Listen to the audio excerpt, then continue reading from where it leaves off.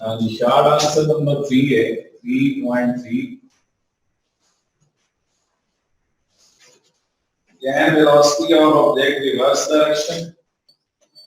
When acceleration is constant, क्या velocity of object अगर उसकी डायरेक्शन रिवर्स हो और एक्सेलरेशन कांस्टेंट रहे, क्या ये मुमकिन है? यस, पहले तो लिखना है यस, ये पॉसिबल है। अब नीचे वही लिखें, क्या पॉसिबल है? Velocity of an object, yes, velocity of an object,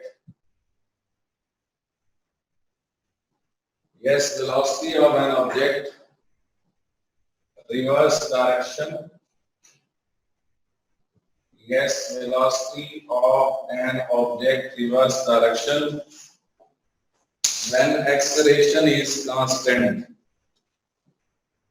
When acceleration constant. Velocity of object reverse direction है जब acceleration constant हो। अब इसकी कोई एग्जांपल देते हैं जिससे ये बात प्रूव हो। एग्जांपल ऐसे है कि एक बॉल को आप अपवर्ड थ्रो कर रहे हैं। जब आप बॉल को अपवर्ड थ्रो करेंगे, ये बॉल अपवर्ड जा रही, तो जब ये रिटर्न करेगी, आप जानते हैं कि वेलोसिटी रिवर्स हो। कैसे रिवर्स हुई? पहले अपवर्ड थी, अब downward.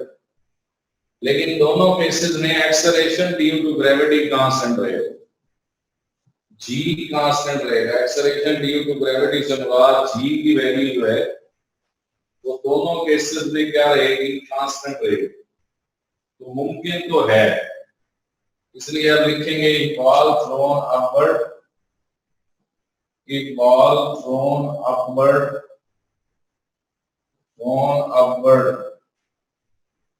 ball thrown upward reaches maximum height. Ball thrown upward reaches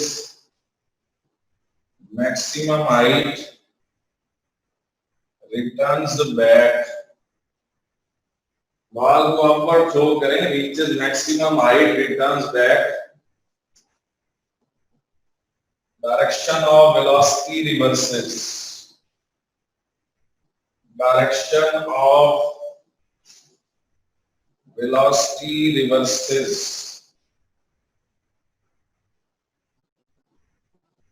Ball thrown upward reaches maximum height. Direction of velocity reverses. जब वापस आई तो velocity की direction reverse हो, but acceleration due to gravity remain constant. But acceleration due to gravity, जिसे हम g बोलते हैं, that remains constant. Acceleration due to gravity remains constant. तो पॉसिबल है कि वेलोसिटी की डायरेक्शन रिवर्स हुई, g कांस्टेंट रहा। 3.4 में देखें कि आपने बताना है कि करेक्ट स्टेटमेंट कौन सी है और रॉन्ग कौन सी है, और रीजन भी देंगे। पहली स्टेटमेंट है constant velocity, speed is changing. A part है कांस्टेंट वेलोसिटी हो, स्पीड चेंजिंग। अगर स्पीड चेंज हो रही है, वेलोसिटी कांस्टेंट हो, ये बात दुरुस्त है या गलत है, ये बताना है। ये बेटा पहले तो बताना है कि ये फॉल्स है, रॉन्ग है, रॉन्ग स्टेटमेंट है, फॉल्स स्टेटमेंट है। अब इसकी रीजन देनी है कैसे। बड़े आराम से ये देखें, ये लाइन लिखें कि magnitude of velocity called speed, magnitude of velocity called speed, magnitude of velocity magnitude of velocity called speed. एक लाइन तो ये लिख ली, अगर बेटा स्पीड चेंज हो रही तो फिर मैग्नीट्यूड ऑफ वेलोसिटी चेंज हो रही। If speed changing, if speed changing, that means magnitude of velocity changing। अगर स्पीड चेंज हो रही है तो मैग्नीट्यूड ऑफ वेलोसिटी चेंज हो रही। फिर देखें, magnitude of velocity called speed. अगर स्पीड चेंज हो रही है तो मैग्नीट्यूड ऑफ वेलोसिटी चेंजिंग। अगर मैग्नीट्यूड ऑफ वेलोसिटी चेंज हो जाए तो वेलोसिटी मस्ट चेंज। अगर मैग्नीट्यूड ऑफ वेलोसिटी चेंज हो जाए तो velocity must change. Velocity must change होगी। वो कह रहा है कि कांस्टेंट होगी, इसलिए ये स्टेटमेंट फॉल्स है। दूसरी स्टेटमेंट है कांस्टेंट स्पीड है, वेलोसिटी चेंजिंग। सेकंड पार्ट है कांस्टेंट स्पीड है, कांस्टेंट स्पीड है और वेलोसिटी चेंजिंग। पहले तो ये बताना है कि ये दुरुस्त है या गलत है, फिर इसकी रीजन देनी। Constant speed velocity changing true है, ये पॉसिबल है। कैसे? आप फिर सुने। वेलोसिटी वेक्टर होती है, दो चीजें उसमें होती हैं, एक मैग्नीट्यूड एक डायरेक्शन। वेलोसिटी की मैग्नीट्यूड स्पीड है, आप लिख रहे हैं कि स्पीड कांस्टेंट है, ठीक है, मैग्नीट्यूड ऑफ वेलोसिटी कांस्टेंट है। लेकिन अगर वेलोसिटी की डायरेक्शन चेंज हो जाए तो वेलोसिटी चेंज हो सकती है। मिसाल के तौर पर मैं एक लाइन लिखता हूं, गौर से सुने। बोलता हूं 20 मीटर पर सेकंड इन ईस्ट और 20 मीटर पर सेकंड इन वेस्ट। अब देखें 20-20 सेम है, लेकिन ये दो मुख्तलिफ वेलोसिटीज हैं। मुख्तलिफ कैसे हैं? क्योंकि एक की डायरेक्शन ईस्ट है और दूसरे की डायरेक्शन वेस्ट है। तो पता ये चला कि स्पीड कांस्टेंट है तो मैग्नीट्यूड ऑफ वेलोसिटी कांस्टेंट है, मगर वेलोसिटी तब्दील हो सकती है डायरेक्शन की वजह से। तो magnitude of velocity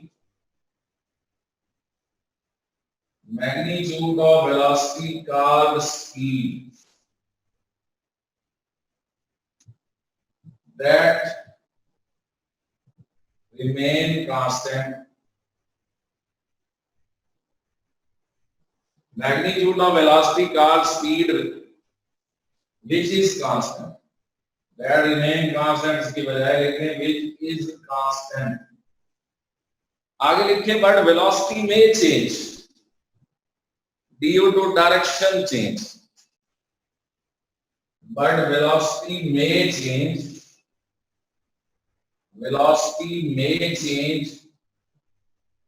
velocity change हो सकती है due to direction change। velocity may change due to direction change। Velocity change हो सकती है डायरेक्शन में चेंज की वजह से, इसलिए ये स्टेटमेंट दुरुस्त है। थर्ड पार्ट है कि जीरो वेलोसिटी है, एक्सेलरेशन जीरो नहीं। जीरो वेलोसिटी है but acceleration a not equals to zero. Student तो यही कहते हैं जब वेलोसिटी जीरो है तो एक्सेलरेशन भी जीरो होना चाहिए, वेलोसिटी जीरो है तो एक्सेलरेशन भी जीरो होना चाहिए। वो कह रहा है वेलोसिटी जीरो है। असल में एक्सेलरेशन अकेली वेलोसिटी नहीं होती, एक्सेलरेशन चेंज इन वेलोसिटी होती, इसलिए ये स्टेटमेंट भी ट्रू है। अब मैं एग्जांपल दूंगा, आपको पता चल जाएगा कैसे। ball thrown upward with initial velocity vi ball thrown upward with initial velocity vi, ball को अपवर्ड थ्रो किया, उसकी initial velocity v i, reaches maximum height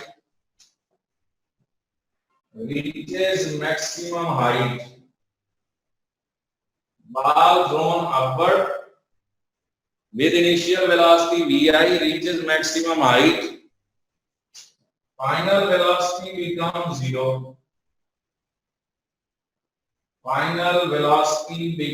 zero, उसकी फाइनल वेलोसिटी जीरो हो जाती है, लेकिन एक्सेलरेशन ड्यू टू ग्रेविटी तो जी है ना, वो तो जीरो नहीं है। वैसे भी एक्सेलरेशन निकालें v f minus v i over t, v f zero है, वी आई तो है ना, नीचे लिखें आप, but acceleration due to gravity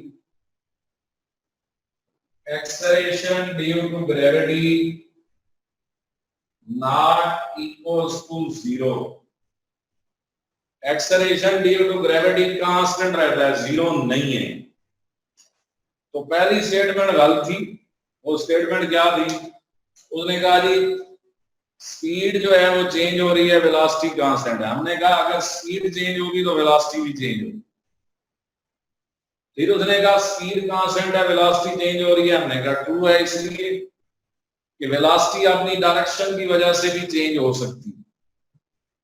तीसरा था जीरो वेलोसिटी है, एक्सेलरेशन जीरो नहीं है, दुरुस्त है, बॉल ऊपर फेंके मैक्सिमम हाइट पे फाइनल वेलोसिटी जीरो है, but acceleration due to gravity zero नहीं है।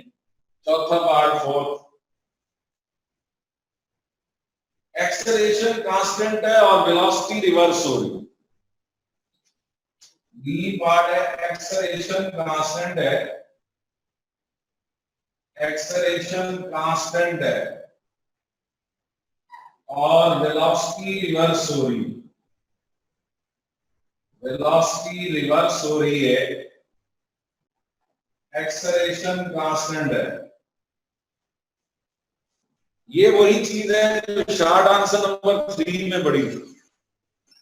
वहां देखेंगे आपने यही पढ़ा कि वेलोसिटी रिवर्स हो रही है, एक्सेलरेशन कांस्टेंट है, तो ये स्टेटमेंट भी ट्रू है।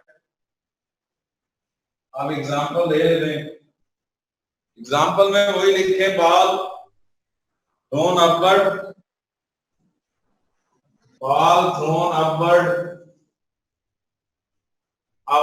reaches maximum height, ball thrown upward reaches maximum height, ball को अपवर्ड थ्रो करे, मैक्सिमम हाइट पे पहुंची, रिटर्न्स बैक,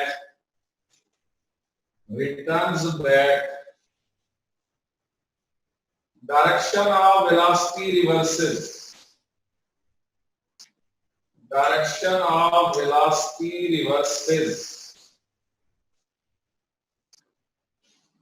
वेलोसिटी की डायरेक्शन रिवर्स हो, बट बेटे acceleration due to gravity remain constant, but acceleration due to gravity remain constant, acceleration due to gravity remain constant। Question number 5 4 के ये part से अलग अलग आते हैं। क्वेश्चन नंबर 5 देखते हैं।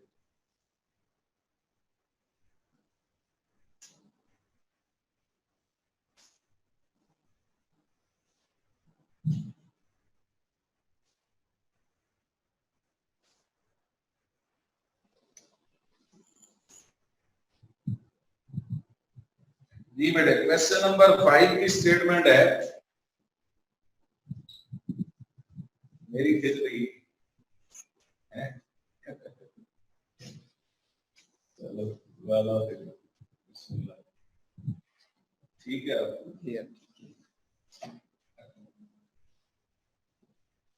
3.5 में है बेटे कि man standing on top of tower throws a ball state of the initial velocity vi at same time throw the second ball straight downward with same speed. 3.5 में है कि ये टावर पे पर्सन मौजूद है, वो एक बॉल को ऊपर फेंकता है। जब वो बॉल को ऊपर फेंकता है उसकी इनिशियल स्पीड वी आई, एक बॉल को ऊपर फेंकता है उसकी इनिशियल स्पीड वी आई थी, उसी वक्त दूसरे हाथ से एक बॉल नीचे फेंकता है उसकी इनिशियल स्पीड भी वी आई थी। एक बॉल को ऊपर फेंकता है इनिशियल स्पीड वी आई है, उसी वक्त दूसरी बॉल को नीचे फेंकता है उसकी initial speed v I.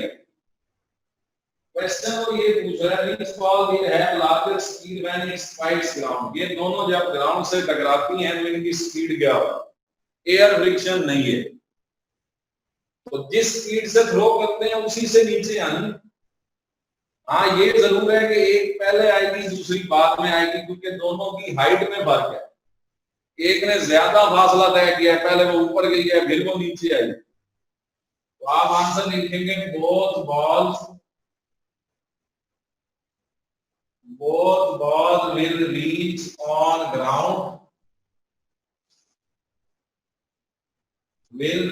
on ground with similar speed. Both balls will reach on ground with similar speed because reason भी दे रहे, because both are thrown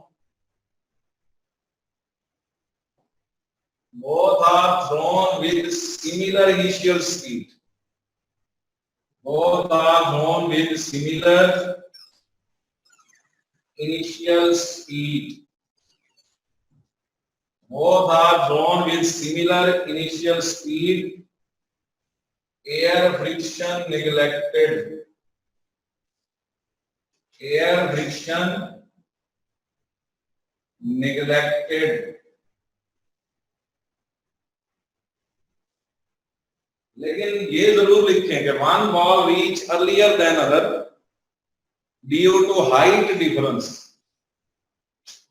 One ball will reach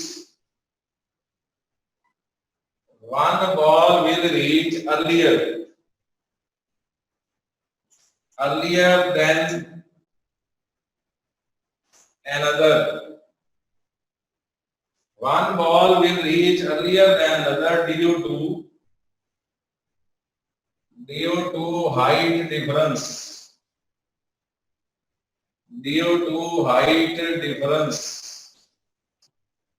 One ball will reach earlier than another due to height difference. Height difference की वजह से एक ball दूसरी ball से पहले पहुंचेगी। 3.6 के पार्ट्स हैं। 3.6 में तो ये कह रहा है explain the circumstances in which velocity v and acceleration a of car are parallel। Velocity v और एक्सेलरेशन a अगर पैरेलल हो तो फिर क्या होगा?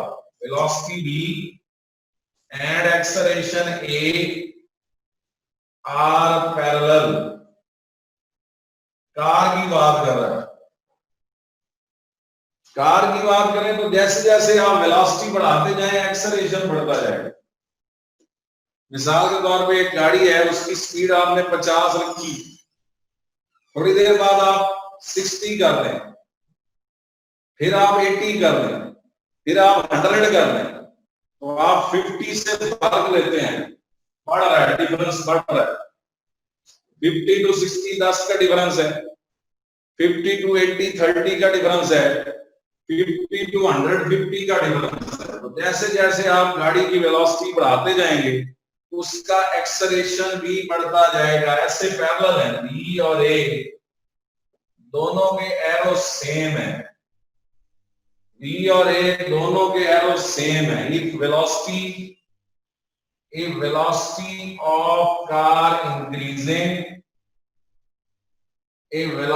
of car increasing, acceleration will also increase. Velocity of car increasing, acceleration will also increase. अगर velocity of car increase कर रही है तो एक्सेलरेशन भी इंक्रीज करेगा। दूसरा पार्ट है कि वेलोसिटी v और acceleration and acceleration a are anti parallel. देखिए ये वेलोसिटी v है और ये एक्सेलरेशन है, उल्ट है। वैसे ये उल्ट कैसे हो सकते? ना मिसाल एक गाड़ी को आप 100 की स्पीड पे दौड़ा रहे हैं, उसकी VI 100 है, आप एकदम ब्रेक्स लगा दें, VF 0 हो जाए, तो आप उसका एक्सेलरेशन निकालें सर, क्या बनेगा? VF माइनस VI 0 माइनस 100, यानी एक्सेलरेशन माइनस में आ रहा है।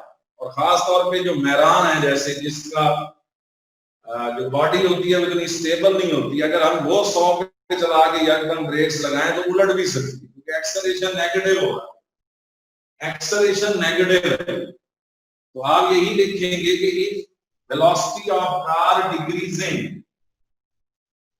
From higher velocity.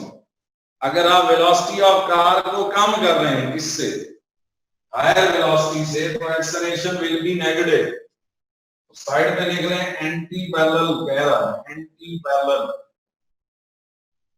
पैरेलल में लिखें if velocity of car decreasing, velocity of car decreasing from higher value of velocity, from higher value of velocity, from higher value of velocity, velocity of car decreasing from higher value of velocity, acceleration will be negative, acceleration will be negative। इसका मतलब B and A are anti parallel. Next one तीसरा part है। तीसरे part में है perpendicular हो, B और A perpendicular हो। B और A परपेंडिकुलर तब होते हैं जब गाड़ी टर्न लेती, सर्कुलर पाथ में होती, व्हेन कार टेक्स टर्न। तो तीसरा पार्ट परपेंडिकुलर हो, ये अगर V है, ये A हो, यहां लिखा परपेंडिकुलर, उसके नीचे लिखें car takes turn, if car takes turn, अगर कार टर्न लेती है तो V and A are perpendicular. If car takes turn, V and A are perpendicular. ये सर्कुलर पाथ है, ये सेंटर है, यहां पे V है टेंजेंट, और ये A टुवर्ड सेंटर है। डायग्राम देखें, सर्कुलर पाथ में V टेंजेंट पे, A टुवर्ड सेंटर है, तो V and A are perpendicular. Number 4 है कि वेलोसिटी 0 है but A is not 0। Number 4 है वेलोसिटी 0 है V, but A not equals to 0। Velocity 0 है बट यही है ना नंबर 4। V 0 है बट A 0 नहीं है। बेटे आपको मिसाल दी कि गाड़ी की ब्रेक्स लगा रहे हैं, जब आप ब्रेक्स लगाएंगे तो फाइनल वेलोसिटी 0 होगी, इनिशियल तो वही थी जो शिफ्ट हुई, लेकिन car moving with velocity vi,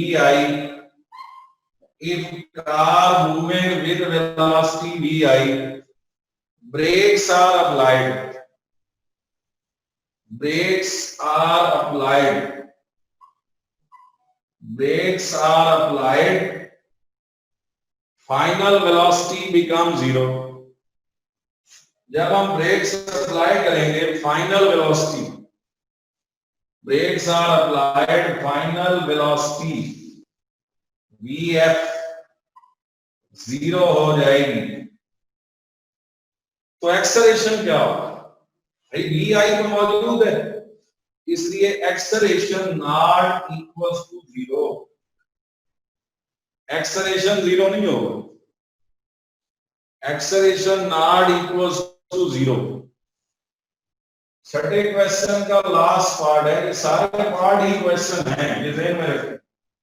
तो ये पार्ट एक क्वेश्चन है। छठा क्या है जी? ए 0 है, वेलोसिटी 0 नहीं, ए 0 है acceleration, but velocity not equals to 0। बड़ी आसान सी बात है, car moving with constant velocity, एक जैसी वेलोसिटी पे जा रही है, मोटरवे पे आप 100 पे हैं, 100 से 100 ही रह रही, तो वेलोसिटी कांस्टेंट है। इफ कार मूविंग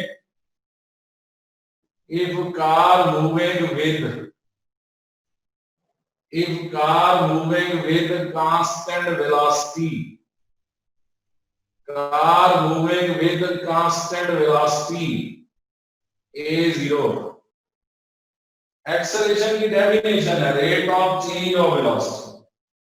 तो अगर वेलोसिटी कांस्टेंट है तो एक्सेलरेशन 0 होना है, वेलोसिटी अगर कांस्टेंट है तो एक्सेलरेशन 0 होना है। तो इंशाल्लाह ये जो हिस्सा है ये यहां तक हो गया, इसमें अब न्यूमेरिकल कल शुरू हो जाएंगे, फ्राइडे कल सैटरडे। मंडे को जो टेस्ट होना है वो वेक्टर प्रोडक्ट, नोट कर लें, वेक्टर प्रोडक्ट टार्क इक्विलिब्रियम, ये 3 टॉपिक थ्योरी के हैं। Vector product torque equilibrium theory के टॉपिक हैं। शॉर्ट आंसर उसके करने हैं आपने, शॉर्ट आंसर 2.13 से 2.12 से लेकर 2.21 तक, 2.12 से लेके 2.21 तक शॉर्ट करने हैं, और न्यूमेरिकल करने हैं, न्यूमेरिकल 2.11 से लेके 2.18 तक। थ्योरी के सिर्फ 3 क्वेश्चन है, vector product torque equilibrium, short answer है 2.12 से 2.21, न्यूमेरिकल है। ये टेस्ट मंडे वाले दिन 12:55 पे ग्रुप में आएगा, क्लास हम अपनी पढ़ते रहेंगे, 12:55 पे आएगा, 1 बजे आप शुरू करेंगे, 1:45 पे खत्म होगा, 2 बजे तक जिनका टेस्ट आ गया उनके नंबर लगेंगे, बाकी एब्सेंट। 1:45 तक टेस्ट वापस आना चाहिए, 1:45 से लेके 2 बजे के दरमियान। तो ये पूरी रूटीन वाइज मैंने आपको चीज मंडे की बताई है। कल हम क्या करेंगे, 3.7 से शॉर्ट आंसर कंटिन्यू करेंगे, और पहले कुछ न्यूमेरिकल भी कर लेंगे साथ, फिर हम मंडे को ये चैप्टर खत्म कर देंगे। ट्यूसडे से चैप्टर नंबर 4 स्टार्ट होगा जी। कोई बात पूछनी हो, कोई पॉइंट पूछना हो, सीख ले लें।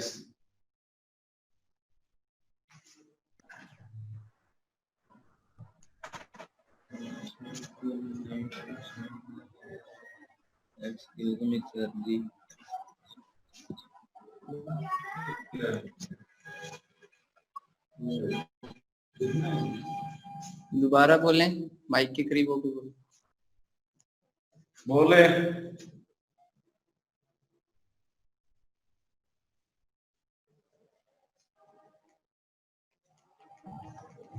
सर जी ये जो 3.6 का पार्ट नंबर 3 है, ये दोबारा क्लियर कर दो। नंबर 3 में B और A परपेंडिकुलर है। जब गाड़ी टर्न लेती है, खास तौर पे ये जो रोड नहीं होते, जो बैंक्ड कर्व होते हैं, बैंक्ड कर्व, जैसे मरी जा रहे हो, पहाड़ी इलाके में जा रहे हो, तो वो एक मोड़ यकदम आता है। जब मोड़ आता है ऐसे ऐसे होते हैं बैंक्ड कर्व। जब मोड़ आता है ऐसे, तो उस वक्त गाड़ी ऐसे टर्न लेती है, तो उसकी जो वेलोसिटी होती है वो टेंजेंट पे रहती है। ये मैंने बनाई है डायग्राम में। लेकिन उसका एक्सेलरेशन टुवर्ड्स सेंटर होता है। ये बात 5वें चैप्टर में पढ़नी है। तो उस वक्त एक्सेलरेशन सेंट्रीपिटल होता है, शायद 9th में पढ़ा था। Centripetal force, centripetal acceleration. Velocity उसकी टेंजेंट पे होती है, एक्सेलरेशन सेंट्रीपिटल होता है जो टुवर्ड सेंटर है। दोनों में एंगल चेक करें, 90 डिग्री होता है। और कोई बात, इसलिए लिखा है कार टेक्स टर्न। कोई और बात पूछनी हो? शार्ट आंसर जो है ना, वो सबसे ज्यादा मार्क्स इन्हीं के हैं, इसलिए एहतियात से तैयार करने हैं इसमें।